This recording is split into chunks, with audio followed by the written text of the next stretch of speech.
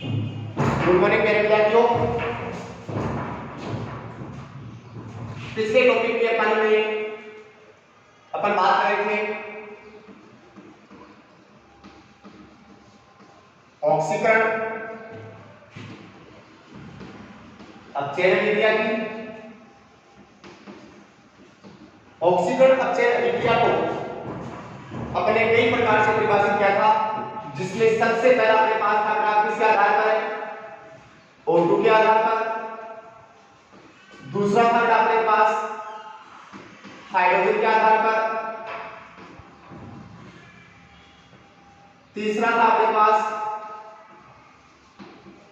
धन विद्युतीय तत्व के आधार पर। चौथा था ऋण विद्युतीय तत्व के आधार पर। और पांचवा था इलेक्ट्रॉन के आधार पर। अब अपने पिछली क्लास में पढ़ा था किसके आधार पर, O2 के आधार पर और हाइड्रोजन के आधार पर। O2 के आधार पर ऑक्सीजन का अपचयन विक्रिया क्या परिभाषा थी, किसी पदार्थ के साथ O2 का जुड़ना, ऑक्सीजन किसी पदार्थ से O2 का बाहर निकलना, अपचयन किसी पदार्थ से हाइड्रोजन का बाहर निकलना, ऑक्सीकरण किसी पदार्थ के साथ हाइड्रोजन का जुड़ना, अपचयन जिनके उदाहरण से अपन ने 2 पॉइंट पढ़े थे 2 प्रकार से। अब तीसरा प्रकार लेते हैं अपन किसके आधार पर, धन विद्युतीय तत्व के संयोजन पर वियोजन के आधार पर। अब तीसरा प्रकार अपन परिभाषा में कर रहे हैं किसके आधार पर, धन विद्युतीय तत्व के संयोजन पर वियोजन के आधार पर किसको परिभाषित करना है, ऑक्सीकरण है। कौन सी विक्रिया को नाम, अपचयन विक्रिया को परिभाषित करना है। अब ऑक्सीकरण अपचयन से पहले आपके पास शब्द क्या आया, धन विद्युतीय तत्व है। तो धन विद्युतीय तत्व आपने किसे कहा था, तो आवर्त सारणी में वे तत्व की धन विद्युतीय तत्व की धन विद्युतीय तत्व क्या है, तब अपन ने जब आवर्त सारणी पढ़ी थी तो याद हो आवर्त सारणी के वे तत्व है जो इलेक्ट्रॉन का त्याग करके धनायन बनाते हैं, उन्हें धात्विक तत्व या धात्विक गुण या दूसरा क्या नाम दे सकते हैं, धन विद्युतीय तत्व कहते हैं। तो ऋण तत्व इलेक्ट्रॉन का त्याग करके धनायन बनाते हैं, उन्हें क्या कहते हैं, धन विद्युतीय तत्व। क्या कहते हैं, धन विद्युतीय तत्व। अब याद हो जितना परमाणु की साइज बड़ी होगी वो आसानी से इलेक्ट्रॉन का क्या कर पाएगी, आसानी से इलेक्ट्रॉन का क्या कर पाएगी, तो वो उतना ही धन विद्युतीय तत्व अधिक होगा उसमें गुण या अधिक धात्विक होंगे। अब आप सबको पता था आपने क्या कहा था, यदि आवर्त सारणी में पर बाएं से दाएं जाते हैं तो क्या होगा, प्रभावी नाभिकीय आवेश बढ़ेगा। प्रभावी नाभिकीय आवेश बढ़ने के कारण इलेक्ट्रॉन का त्यागना मुश्किल होगा, तो धन धात्विक गुणों में या धन विद्युतीय तत्वों में क्या आ जाएगी, कमी आ जाएगी या कम धन विद्युतीय तत्व बन जाएंगे। और दूसरी तरफ यदि वर्ग में ऊपर से नीचे जाते हैं तो बाह्य ठोस बढ़ने के कारण प्रभावी नाभिकीय आवेश कम होगा। प्रभावी नाभिकीय आवेश कम होने के कारण इलेक्ट्रॉन का त्यागना आसान होगा। इसका मतलब है धन विद्युतीय तत्व की गुणों में क्या हो जाएगी या धन विद्युतीय गुण में क्या हो जाएगी, वर्धन हो जाएगी। अब आवर्त सारणी में जो बाईं तत्व है वो धात्विक गुण दर्शाते हैं, धन विद्युतीय तत्व है। दाईं ओर के तत्व है वो कौन से होंगे, ऋण विद्युतीय तत्व है। और दोनों के बीच में कौन सा तत्व आ गया था, आठ तत्व है, उन धातु आ गए। अब यहां धन विद्युतीय तत्व की बात हुई, धन विद्युतीय तत्व के आधार पर किसको परिभाषित करना है, ऑक्सीजन को है, अपचयन को परिभाषित करना किसको परिभाषित करना है? ऑक्सीकरण में अब चेन को परिभाषित करना है। अब ऑक्सीकरण क्या है? तो किसी पदार्थ से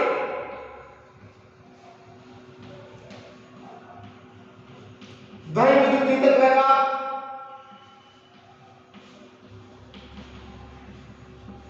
बाहर निकलना, या यूं कह सकते हैं किसी पदार्थ से अधिक धन विद्युतीय तत्व का बाहर निकलना क्या कहलाता है? ऑक्सीकरण। और अपचयन किसे कहते हैं? अपचयन का क्या हो गया? किसी पदार्थ के साथ धन विद्युतीय तत्व का जुड़ना क्या कहलाता है? किसी पदार्थ के साथ से धन विद्युतीय तत्व का बाहर निकलना क्या कहलाता है? ऑक्सीकरण। किसी पदार्थ के साथ या किसी क्रियाधार के साथ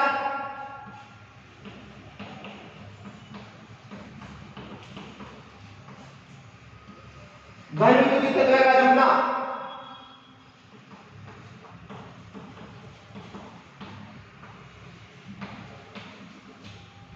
क्या कहलाता है? अपचयन कहलाता है। अब ऑक्सीकरण की परिभाषा किसके आधार पर? धन विद्युतीय तत्व के आधार पर किसी पदार्थ से धन विद्युतीय तत्व का बाहर निकलना क्या कहलाता है? ऑक्सीकरण। किसी पदार्थ के साथ धन विद्युतीय तत्व का जुड़ना क्या कहलाता है? अपचयन। अब जैसे एग्जांपल अपन देते हैं H2S प्लस उसके साथ क्या जुड़ रहा है? Cl2। अब H2S के साथ Cl2 जुड़ रही है तो क्या बन रहा है? HCl plus sulphur. अब H2S से क्या निकल रहा है बाहर? धन विद्युतीय तत्व कौन सा बेटा? सल्फर निकल रहा है। क्या निकल रहा है? सल्फर निकलना। अब कंपैरिजन करना है सल्फर और क्लोरीन में। सल्फर में कम विद्युतीय में या कम विद्युतीय गुण पाए जाते हैं तो इसके कारण इसे अपन किसमें सम्मिलित करेंगे? ऑक्सीकरण। तो इस अभिक्रिया में किसका ऑक्सीकरण हो रहा है? H2S के साथ Cl2 के जुड़ने से क्या बाहर निकल रहा है? सल्फर। तो H2S से क्या बाहर निकल रहा है? सल्फर बाहर निकल रहा है जो धन विद्युतीय तत्व हो गया उस आधार पर। तो H2S का क्या हो गया बेटा? ऑक्सीकरण। किसमें? सल्फर। अब दूसरी तरफ धन विद्युतीय तत्व के आधार पर अपचयन की परिभाषा। अपचयन की परिभाषा क्या करी? किसके साथ? किसी पदार्थ के साथ धन विद्युतीय तत्व का जुड़ना। ये आपके पास Cl2 है बेटा जो किस प्रकार का तत्व है? धन विद्युतीय तत्व है क्योंकि शत्रु में रखा है तो बाई तरफ है, सॉरी दाई तरफ है इसका धन विद्युतीय है। इसके साथ क्या जुड़ा बेटा? Mg। अब Cl क्लोरीन का परमाणु क्रमांक कितना था? 17। इलेक्ट्रॉनिक विन्यास 2 8 7। इसका मतलब बाह्य कोश में एक इलेक्ट्रॉन कम है तो ये घट देगा तो ऋण विद्युतीय तत्व बनेगा, ऋण विद्युतीय तत्व होगा। और दूसरी तरफ क्या जुड़ा था? मैग्नीशियम। मैग्नीशियम को याद करो परमाणु क्रमांक कितना है? 12। इलेक्ट्रॉनिक विन्यास 2 8 2। बाह्य कोश में कितने इलेक्ट्रॉन है? 2। तो ग्रीव है और ग्रीव होने के लिए क्या करेगा? तो कैसा तत्व है? धन विद्युतीय तत्व है। क्लोरीन के साथ मैग्नीशियम का जुड़ना क्या बनेगा बेटा? Magnesium chloride. अब क्लोरीन के साथ क्या जुड़ रहा है? धन विद्युतीय तत्व जुड़ रहा है। धन विद्युतीय तत्व का जुड़ना क्या कहलाता है? अपचयन। किसी पदार्थ के साथ धन विद्युतीय तत्व का जुड़ना अपचयन। किसी पदार्थ से धन विद्युतीय तत्व का बाहर निकलना क्या कहलाता है? ऑक्सीकरण। दोनों की क्या रखनी है आपको? एक एक एग्जांपल याद रखने हैं। क्या याद रखते हैं? एग्जांपल याद रखते हैं। अब ये धन विद्युतीय तत्व के संयोजन के आधार पर तीन प्रकार से आपके पास परिभाषा बन रहा है। धन विद्युतीय तत्व के आधार पर, H2 के आधार पर, O2 के आधार पर ऑक्सीकरण अपचयन की परिभाषा।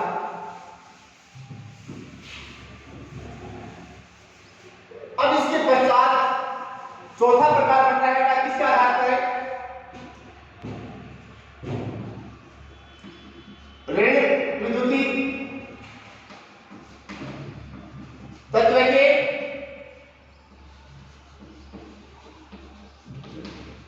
आधार पर। ऋण विद्युतीय तत्व के आधार पर। अब ऋण विद्युतीय तत्व कौन से हो गए बेटा?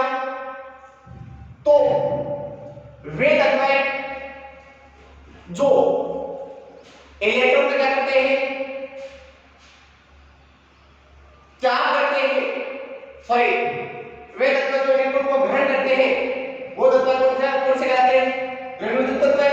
या हम कह सकते हैं कि वे तत्व जिनका अष्टक पूरा होने के लिए 1 2 या 3 इलेक्ट्रॉन की कमी होती है, जो अपने अष्टक को पूरा करने के लिए 1 2 या 3 इलेक्ट्रॉन को ग्रहण करते हैं, उन्हें पर कौन से तत्व कहते हैं, ऋणात्मक तत्व। या वे तत्व जो इलेक्ट्रॉन को ग्रहण करके ऋणायन का निर्माण करते हैं उन्हें क्या कहते हैं, ऋणात्मक तत्व। क्या कहते हैं, ऋणात्मक तत्व। अब भाव सारणी में दाईं तरफ के जो तत्व है वो सारे कौन से बताओ, ऋणात्मक तत्व है। कौन से तत्व है, ऋणात्मक तत्व है। अब ऋणात्मक तत्व के आधार पर या वही बात, या तो यदि आवर्त सारणी में अपन बाएं से दाएं जाते हैं तो विद्युत ऋणता में वृद्धि होती है, यदि वर्ग में अपन ऊपर से नीचे जाते हैं तो विद्युत ऋणता में क्या आती है, कमी आती है। विद्युत ऋणता में क्या आती है, कमी आती है। अब ऋणात्मक तत्व के आधार पर आपको क्या परिभाषित करना है, ऑक्सीजन व ऑक्सीजन को परिभाषित करना है। उल्टा कर दो विद्युत तत्व का क्या हो जाएगा, किसकी परिभाषा बन जाएगी, ऑक्सीजन की परिभाषा बन जाएगी। तो जब किसी पदार्थ के साथ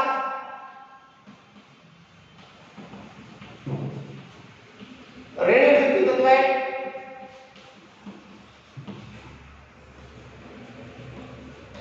जुड़ता है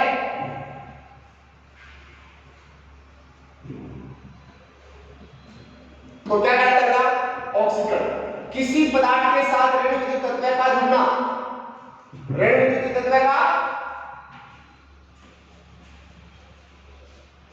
तत्व का जुड़ना क्या कहलाता है, ऑक्सीकरण कहलाता है। किसी पदार्थ से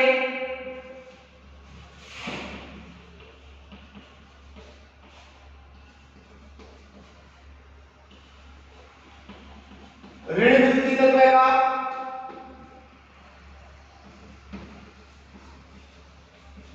बाहर निकलना क्या कहलाता है, अपचयन कहलाता है। एग्जांपल दो, क्या कर रहे हैं, ऋणात्मक तत्व के आधार पर ऑक्सीजन की क्या परिभाषा है, किसी पदार्थ या क्रियाधार के साथ ऋणात्मक तत्व का जुड़ना। यह आपके पास बड़ा Mg है जो कोई पदार्थ हो गया, क्रियाधार हो गया, उसके साथ किसका जुड़ना, ऋणात्मक तत्व का जुड़ना। जैसे कि आपने क्या जोड़ दिया, Cl2। अब क्या बनेगा, MgCl2। इससे पहले आपके पास हमें क्या था, Cl2 + Mg। अब यहां क्या जुड़ा था, ऋणात्मक तत्व जुड़ा था, और यहां क्या जुड़ा था, ऋणात्मक तत्व के साथ क्या जुड़ा है, ऋणात्मक तत्व। क्योंकि Cl का परमाणु क्रमांक कितना है, 17, इलेक्ट्रॉनिक विन्यास 2 8 7, आयतन कोश में कितने इलेक्ट्रॉन है, 1। इसका मतलब इलेक्ट्रॉन अपने अष्टक को पूरा करेंगे, इलेक्ट्रॉन को ग्रहण करेगा, इलेक्ट्रॉन ग्रहण करके ऋणायन रहता है, वो तत्व कौन सा रहता है, ऋणात्मक तत्व है। तो यहां ऑक्सीकरण का क्या होगा, किसी पदार्थ के साथ ऋणात्मक तत्व का जुड़ना क्या कहलाता है, ऑक्सीकरण। एग्जांपल हो गया, मैग्नीशियम के साथ क्या जुड़ रहा है, क्लोरीन। जबकि क्लोरीन के साथ मैग्नीशियम जुड़ रहा है तब तो वो क्या हो जाएगा, अपचयन हो जाएगा। जबकि यहां क्लोरीन के मैग्नीशियम के साथ ऋणात्मक तत्व जुड़ रहा है, क्या हो गया, ऑक्सीकरण। किसी पदार्थ से ऋणात्मक तत्व का बाहर निकलना क्या कहलाता है, अपचयन। जैसे एग्जांपल बेटा FeCl3 फेरिक क्लोराइड। अब बेटा आयरन परमाणु क्रमांक कितना है, 25, डी ब्लॉक का तत्व है। कौन से ब्लॉक का तत्व है, डी ब्लॉक का तत्व है। और डी ब्लॉक की तत्व है क्या दर्शाते हैं, परिवर्तनशील संयोजकता दर्शाते हैं, अर्थात 1 से 3 प्रकार की संयोजकता दर्शाते हैं। अब जो आयरन है वो +2 की संयोजकता दर्शाता है और +3 दर्शाता है। यहां आयरन की संयोजकता कितनी होती है बेटा, FeCl3। इसके मतलब Cl की संयोजकता 1 और F की संयोजकता Cl के साथ जाएगी, Cl की संयोजकता F के साथ FeCl3। इसका मतलब F की संयोजकता कितनी हुई, +3। अब FeCl3 के साथ क्या करोगे बेटा, हाइड्रोजन जोड़ते हैं। क्या जोड़ते हैं, हाइड्रोजन। हाइड्रोजन जोड़ने से क्या बन जाता, FeCl2 + HCl, 2 से गुणा करो बेटा, ये संतुलित समीकरण हो गई। अब यहां FeCl3 में आयरन की संयोजकता दर्शाना है +3, तो नाम क्या होगा, इसका नाम है फेरिक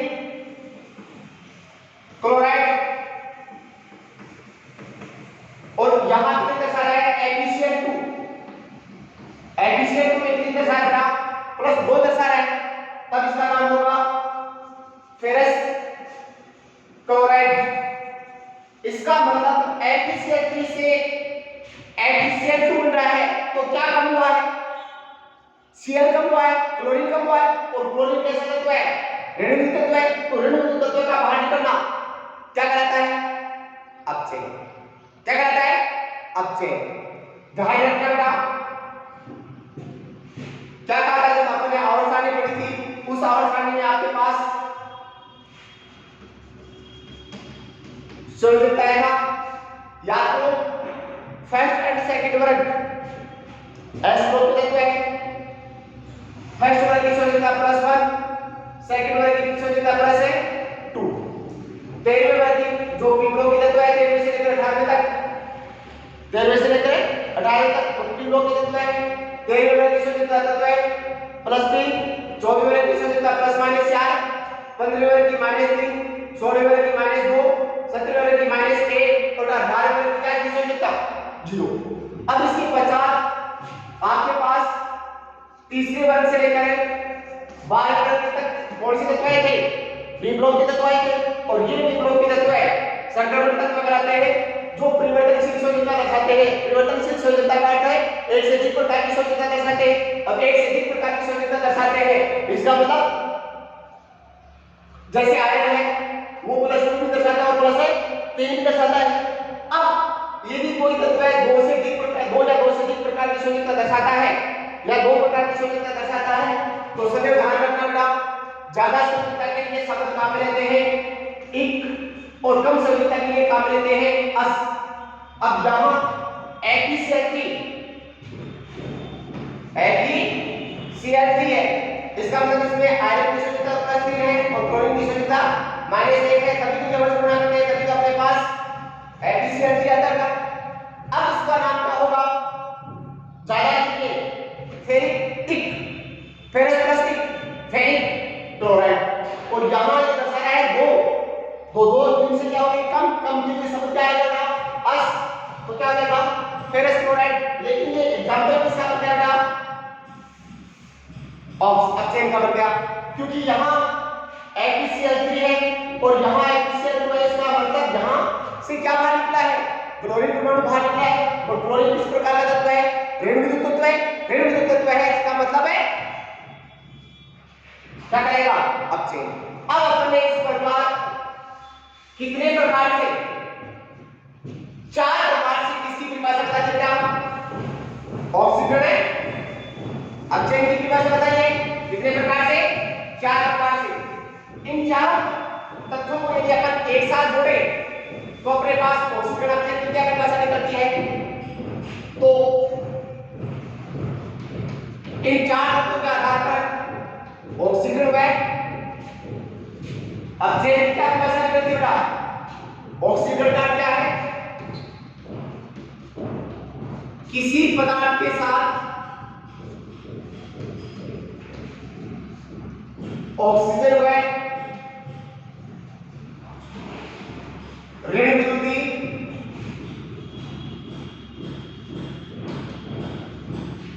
तत्व का जुड़ना या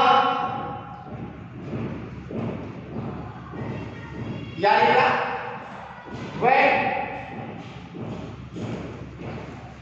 किसी पदार्थ के साथ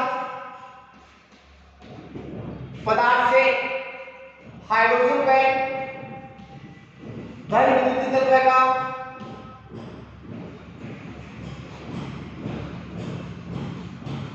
बाहर निकलना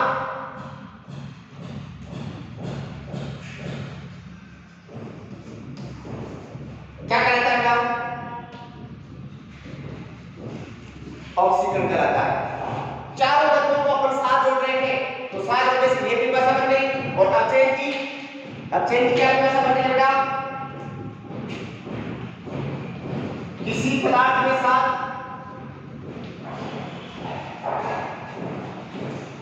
हाइड्रोजन व धन विद्युतीय तत्व का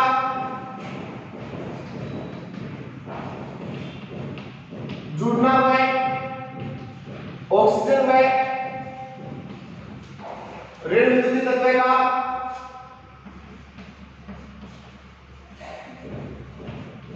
बाहर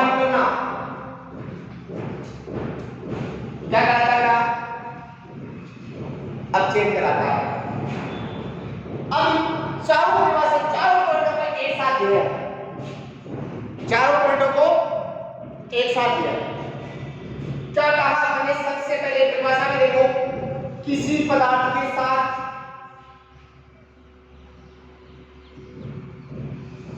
O2 का जुड़ना क्या कराता है?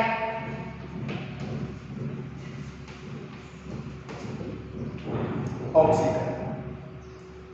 किसी पदार्थ के साथ O2 का जुड़ना ऑक्सीकरण, व ऋणात्मक तत्व का जुड़ना भी क्या कहलाता है? अब किसी तत्व के साथ ऑक्सीजन का जुड़ना क्या है? ऑक्सीकरण। और ऑक्सीजन स्वयं क्या करता? याद रखने के फॉर्मूला याद रखना, ऋणात्मक तत्व पहले कंफ्यूज हो जाओगे। ऑक्सीजन का जुड़ना क्या है? ऑक्सीकरण। अब ऑक्सीजन क्या है? ऋणात्मक तत्व है, तो साथ में क्या हो जाएगा? किसी पदार्थ के साथ O2 व ऋणात्मक तत्व का जुड़ना क्या कहलाता है? ऑक्सीकरण। वह किसी पदार्थ से हाइड्रोजन व हाइड्रोजन का क्या होगा? बाहर निकलना क्या कहलाता है? ऑक्सीकरण। अब हाइड्रोजन स्वयं क्या है? एक घनीभूत तत्व है। कैसा तत्व है? घनीभूत तत्व है। अब हाइड्रोजन का बाहर निकलना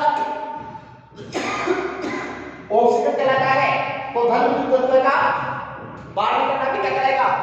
ऑक्सीकरण करेगा। अब चेन की परिभाषा कर दो, हाइड्रोजन व घनीभूत तत्व का जुड़ना। हाइड्रोजन कैसा है बेटा? हाइड्रोजन का जुड़ना क्या है? अब चेन हाइड्रोजन स्वयं क्या है? एक घनीभूत तत्व है, इसका मतलब घनीभूत तत्व का जुड़ना क्या कहलाता है? अब चेन। O2 का व ऋणात्मक तत्व का बाहर निकलना क्या कहलाता है? अपचयन कहलाता है। अब ये प्रारंभिक समय में चार आधार से या चार प्रकार से या चार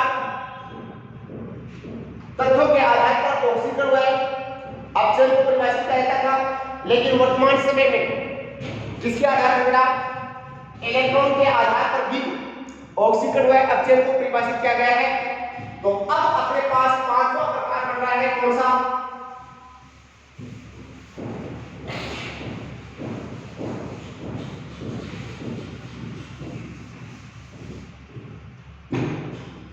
पांचवा प्रकार बन रहा है किसके आधार पर?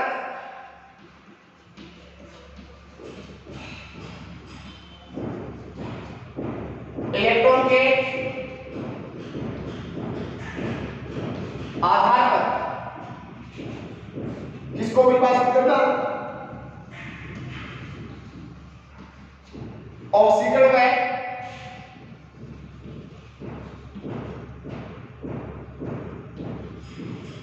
अपचयन को परिभाषित करना। किसके आधार पर बेटा? ऑक्सीकरण व इलेक्ट्रॉन के आधार पर। अब पांचवा जो प्रकार अपन दे रहे हैं बेटा, वो कौन सा है? ऑक्सीकरण व अपचयन के आधार पर,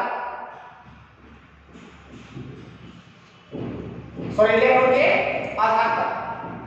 अब इलेक्ट्रॉन के आधार पर क्या होगा? ऑक्सीकरण व अपचयन। अब इलेक्ट्रॉन के आधार पर ऑक्सीकरण का क्या है? किसी परमाणु या परमाणु के समूह से इलेक्ट्रॉन का बाहर निकलना क्या कहलाता है? ऑक्सीकरण। अब देखो जैसे ये आपके पास बेटा मैग्नीशियम है Mg, सिर्फ अपन ने क्या लिखा है? Mg, इसका मतलब ये मैग्नीशियम का परमाणु लिखा है, जो विद्युत का क्या है? उदासीन है। अब ये Mg मैग्नीशियम अपने स्ट्रक्चर को पूरा करने के लिए दो इलेक्ट्रॉन क्या करेगा? क्या करेगा? क्योंकि मैग्नीशियम का परमाणु क्रमांक 12 इलेक्ट्रॉन विन्यास 2 8 2, अपने बाह्य तत्व को 4 इलेक्ट्रॉन लाने के लिए 2 क्या करेगा? 4। तो क्या करेगा? Mg+2 और क्या बाहर निकल गए इससे? 2 इलेक्ट्रॉन बाहर निकल गए। अब इसका मतलब इस बार किसका क्या हुआ है? किसका ऑक्सीकरण हुआ है? मैग्नीशियम का क्या हुआ था? ऑक्सीकरण। इसमें मैग्नीशियम +2 में मैग्नीशियम का ऑक्सीजन है किसमें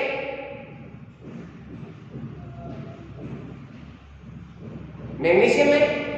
अब दूसरा अपना एग्जांपल देते हैं बेटा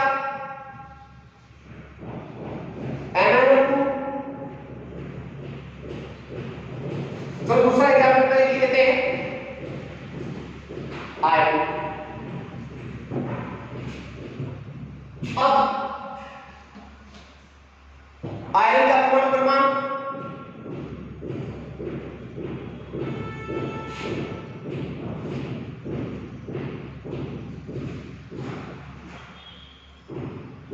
कितना बेटा 25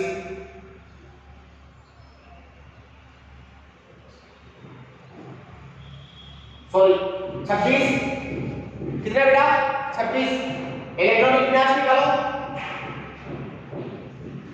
1s2 2s2 2p6 3s2 3p6 कितने हो गए बेटा 2 4 10 18 2 20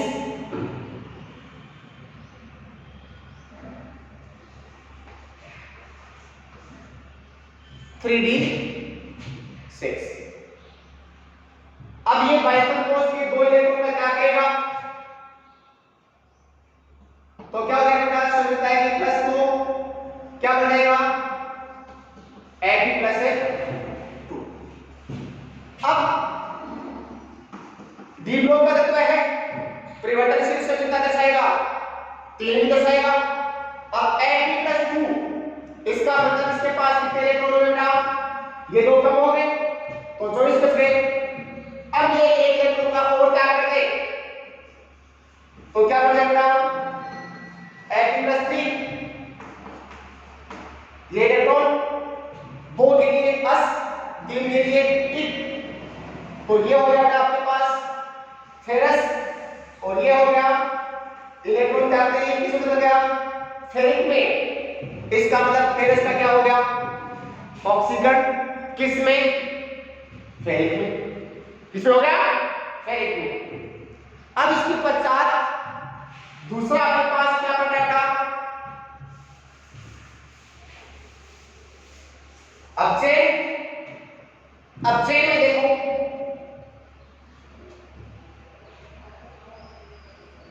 किसी पदार्थ किसी परमाणु या परमाणु के समूह द्वारा इलेक्ट्रॉन का ग्रहण करना क्या कहलाता है बेटा अपचयन। किसी परमाणु या परमाणु के समूह द्वारा इलेक्ट्रॉन का ग्रहण करना क्या कहलाता है अपचयन कहलाता है। अब देखो जैसे आपके पास Cl का क्लोरीन ये क्लोरीन उदासीन परमाणु है परमाणु क्रमांक कितना है 17 2 8 7 बायतम कोष में कितने इलेक्ट्रॉन कम पड़े बेटा 1। इसका मतलब इलेक्ट्रॉन पूरा करने के लिए इलेक्ट्रॉन क्या करेगा ग्रहण करेगा क्या करेगा क्लोरीन ग्रेनाइड रहेगा अथवा क्लोराइड रहेगा तो क्लोरीन का क्लोराइड में क्या हो जाएगा ये क्लोराइड और ये क्लोरीन। अब क्लोरीन ने इलेक्ट्रॉन को ग्रहण करके क्लोराइड बनाया है इसका मतलब क्लोरीन का क्या हो गया अपचयन किसमें क्लोराइड में। क्लोरीन का अपचयन हो गया किसमें क्लोराइड में। अब इलेक्ट्रॉन के आधार पर आपके पास ऑक्सीजन व अपचयन की परिभाषा में ऑक्सीजन का क्या था किसी परमाणु या परमाणु के आधार समूह द्वारा इलेक्ट्रॉन को क्या करना इलेक्ट्रॉन का क्या करना ऑक्सीकरण। किसी परमाणु या परमाणु के समूह द्वारा इलेक्ट्रॉन का ग्रहण करना क्या है अपचयन। इसका मतलब ऑक्सीजन अभिक्रिया में कोई परमाणु वास्तविक परमाणु है वो इलेक्ट्रॉन का क्या करके धनात्मक रहेगा या अपचयन में कोई परमाणु या परमाणु का समूह इलेक्ट्रॉन को ग्रहण करके क्या करेगा ऋणायन बनाएगा क्या बनाएगा ऋणायन। अब एक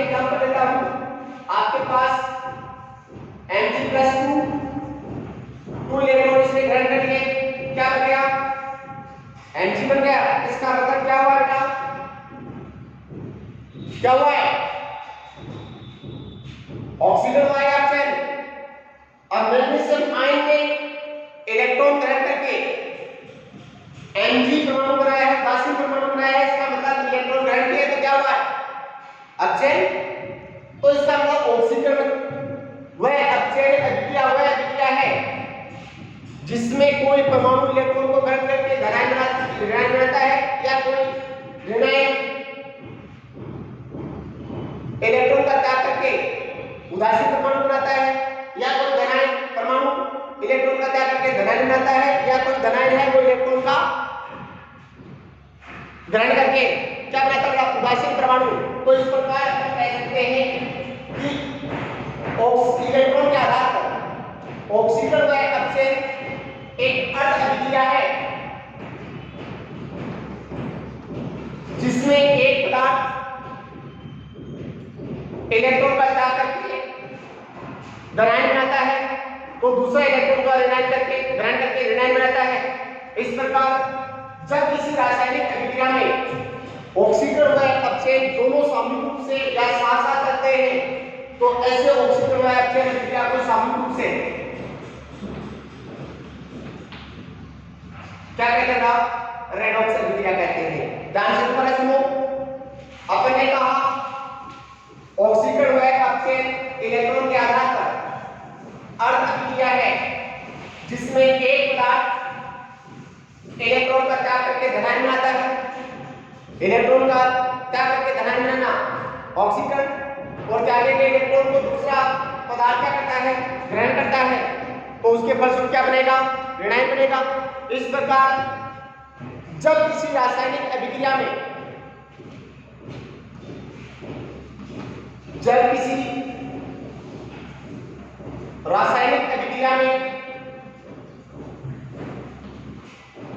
ऑक्सीकरण व अपचयन अभिक्रिया दोनों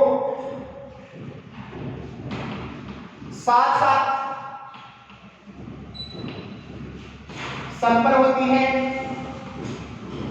तो ऐसी रासायनिक अभिक्रिया को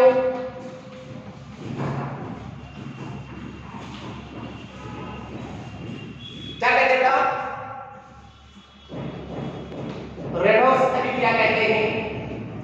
जब किसी रासायनिक अभिक्रिया में ऑक्सीजन व अपचयन दोनों साथ साथ संपन्न होते हैं तो ऐसी रासायनिक अभिक्रिया क्या कहते हैं? रेडॉक्स अभिक्रिया कहते हैं। जैसे एक एग्जांपल देते हैं Zn प्लस CuSO4 कौन सी अभिक्रिया हुई? विस्थापन अभिक्रिया। याद करो कौन सी अभिक्रिया हुई? विस्थापन अभिक्रिया। कॉपर सल्फेट के नीले में जिंक डालते हैं तो कॉपर सल्फेट का नीला रंग गायब हो जाता है क्योंकि विस्थापन के फलस्वरूप क्या बनता है? ZnSO4 प्लस Cu बनता है। अब इस अभिक्रिया में ऑक्सीकरण व अपचयन दोनों एक साथ हो रहे हैं। इसका मतलब ये किसका एग्जांपल हो गया? विस्थापन अभिक्रिया के साथ साथ रेडॉक्स अभिक्रिया का भी उदाहरण हो गया। देखो अब आपके पास जिंक उदासीन परमाणु है और CuSO4 में SO4 ऋणायन है और Cu प्लस। अब इस कंडीशन में कॉपर ने अपने दो इलेक्ट्रॉन किसको दे रखे हैं? सल्फेट को। तभी तो कौन सा आयन बना लवण बना? Copper sulphate. अब रिएक्शन में क्या बन रहा है? Zinc sulphate plus copper. इसका मतलब अब इस रिएक्शन में वो दो इलेक्ट्रॉन कौन क्या करेगा? कॉपर सल्फेट को जिंक क्या करेगा? तो जिंक ने इलेक्ट्रॉन को त्याग किया तो उसके फलस्वरूप क्या बना? Zinc sulphate. और त्यागे गए इलेक्ट्रॉन को कौन ग्रहण कर लेता है? कॉपर सल्फेट में से कॉपर। तो क्या बन गया? कॉपर। तो इस रिएक्शन में जिंक ने इलेक्ट्रॉन का त्याग किया है तो जिंक का ऑक्सीकरण हो गया। किसमें? त्यागने वाले का ऑक्सीकरण होता है किसमें? जिंक सल्फेट में। और कॉपर सल्फेट ने इलेक्ट्रॉन को ग्रहण किए हैं तो कॉपर सल्फेट का क्या हो गया? अपचयन किसमें? कॉपर में। चलो इसको डिटेल में दोबारा कल बताएंगे। थैंक्स।